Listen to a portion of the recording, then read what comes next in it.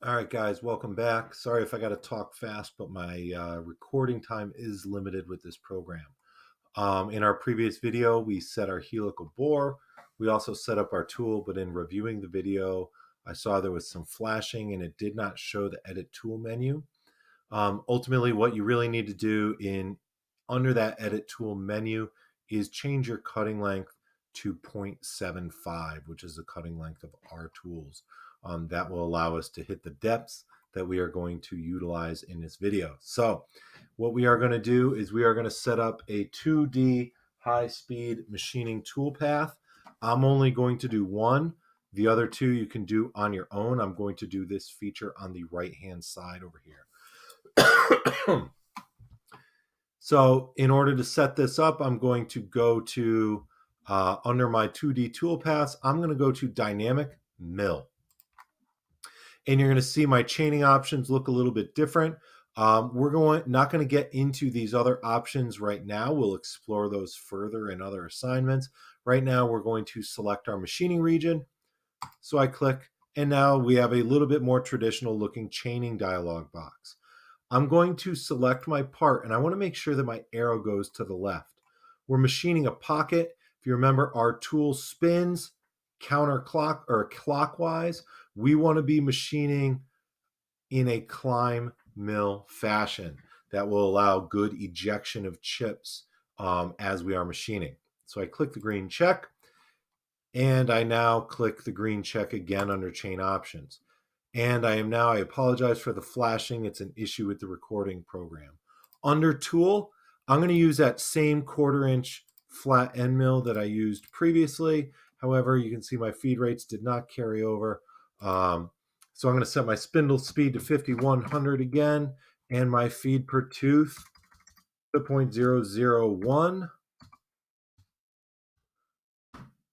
And we see our feed rates up to 20.4, and we can go to 10 inches a minute.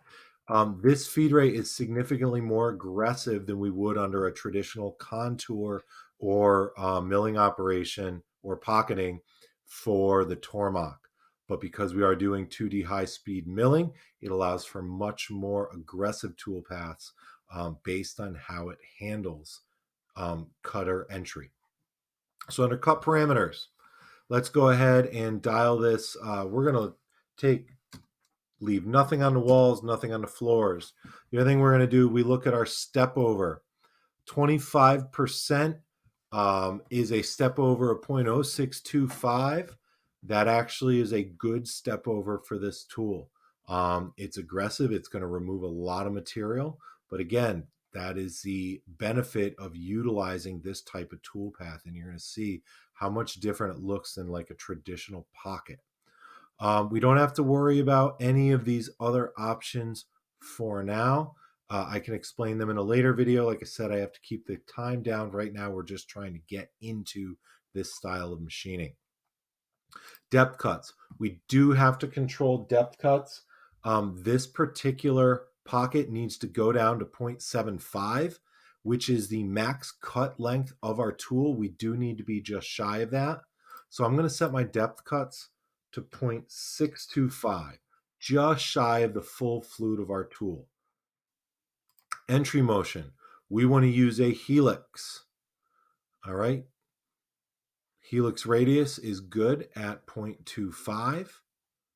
We don't need to change any of the angles or any of these other options.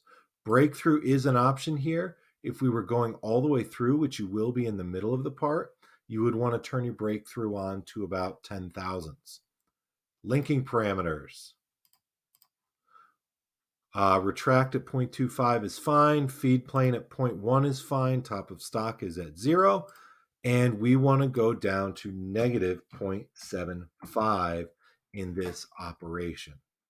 When I click the green check, it's going to take a moment depending upon the speed of your computer, and you're going to see it writes what essentially is a pocket, but you'll notice there's a lot more paths in there. If you remember from the video I posted before break, the tool is going to enter and sweep into all of these corners, allowing it to use almost the full cutting flute of the tool. In addition, it will helix down. You can see my helix